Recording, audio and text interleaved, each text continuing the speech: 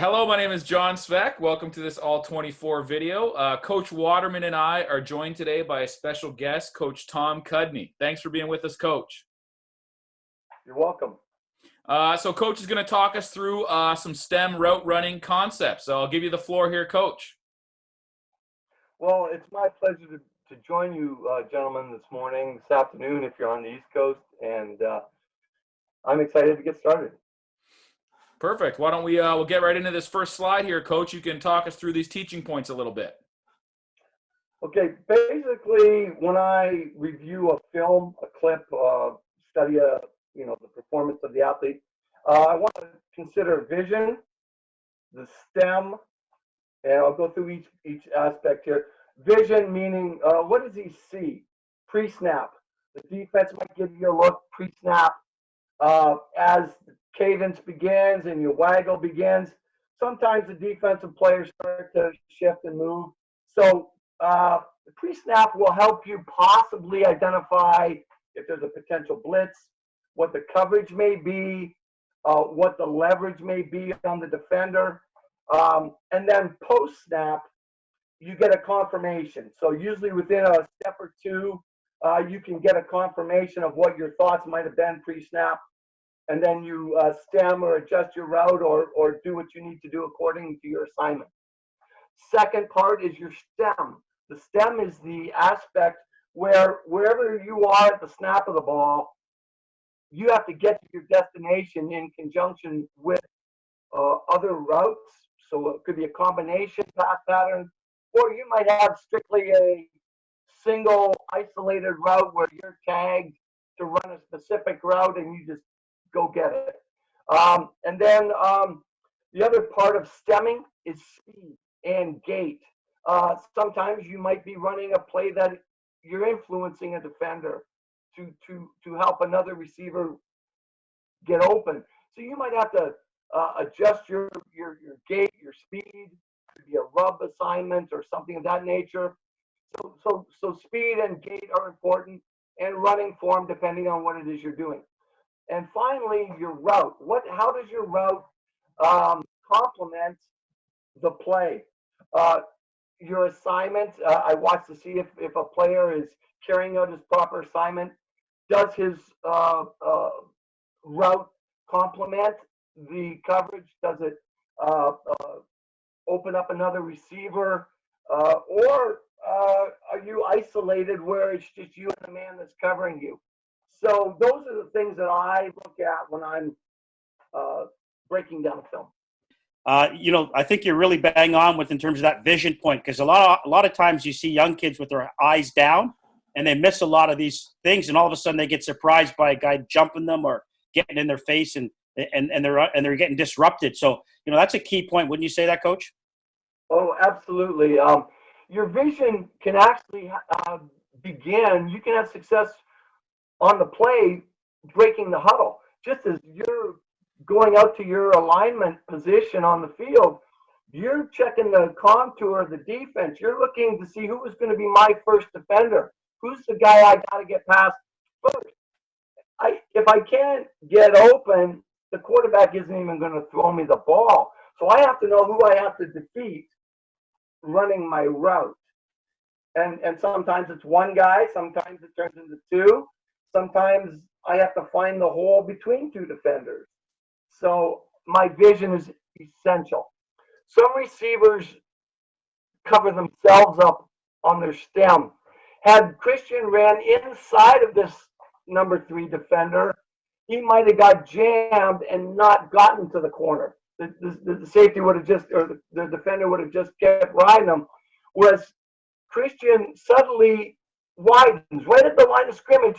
You can see him take a gait. His step widens a bit, and he actually works himself to the outside shoulder of that defender.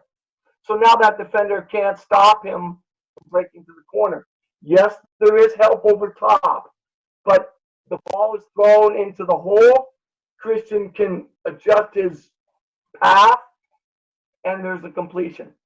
And Coach, can you talk a little bit about one of the things it looks like Christian does here? And obviously, if you've talked about this with him in the past, as he goes into that proper leverage to get to the corner route, like you mentioned, I noticed that he's getting rerouted, but he continues to climb. He doesn't allow the defender to flatten him prematurely before his break. Well, Is that important? Well, it is. It's extremely important. Thank you, Coach. Good point. And he doesn't collide with the defender. A lot of receivers that are still learning the position just run it like you drew it on the board. It's like a stick play. That's how you run the play. But there's subtleties, nuances. That's the stem. And Christian, using his vision, widens himself, so even if the DB does get a piece of him, he can't truly impede his progress upfield. And so it's a subtle adjustment using his vision, his gait, and his stem to get open. And interestingly enough, Coach, I know you coached this athlete, Coach Christian Ridley, back in your days in London, Ontario, and he's so that's one of the guys we wanted to highlight here because you have had some work with him in the past, right? Yes. Ridley, very astute, very competitive, a leader in the locker room, on the field. He's one of those great kids. I love the coach. That's great. We'll move on to the next play, guys. So we have Christian here in the slot.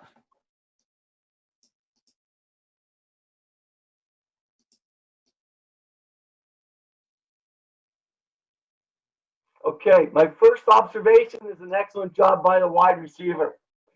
He understands the concept of the play.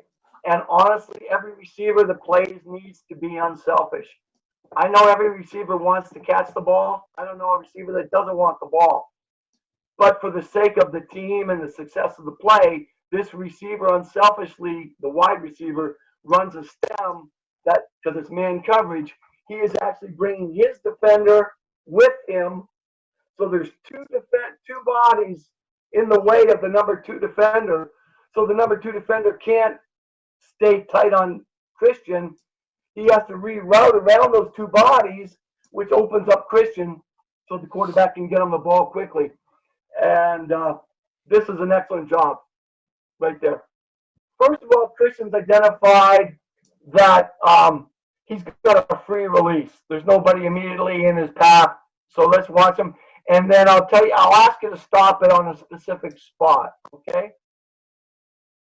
Okay.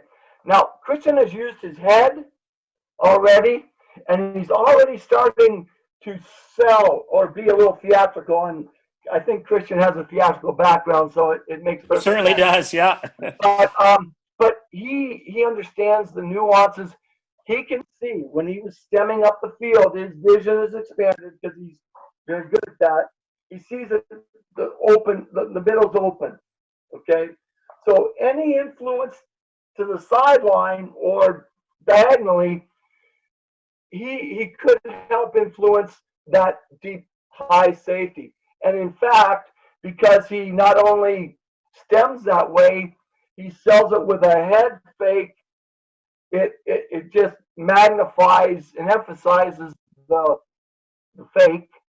It's a stick move. 3 steps misdirection. I call it a stick move. So he sticks him 3 steps misdirection, and then he's got him turned, and we'll see the results. There you go. I believe we have Christian up here to the slot. Right. And when I talk about a stem, it's not just the guy getting the ball. Other guys have an influence on what the defense does by virtue of what they do. So this wide receiver sells the smoke screen, as you call it. Excellent. He comes back. He even throws his hands up like the ball's coming. And it causes hesitation, uncertainty, indecision on the corner. He's caught between a rock and a hard place, and he guessed wrong. But then again, I don't know what his assignment was. I don't know if he had flat responsibility or whatever. But nonetheless, Christian, his gait, he comes off throttling down, selling the stop block vision. He bites, and Christian just continues up to the end zone. Perfect. Again down here. Okay, so we see the stem. uncovered, uninhibited release, free release. And again, he sells the stick move. If that safety is non-Christian, he's in a no-win situation. He's out of position to cover him to the boundary. And once he overcompensates and accelerates to get to the boundary, Christian cuts back to the post. And there you have it. Now, the DB did make a really good recovery. I have to give him credit on that. Awesome. Well, thank you so much for your time, Coach. Really appreciate that. Enjoyed listening to you. It's my pleasure very much, and all the best to both of you.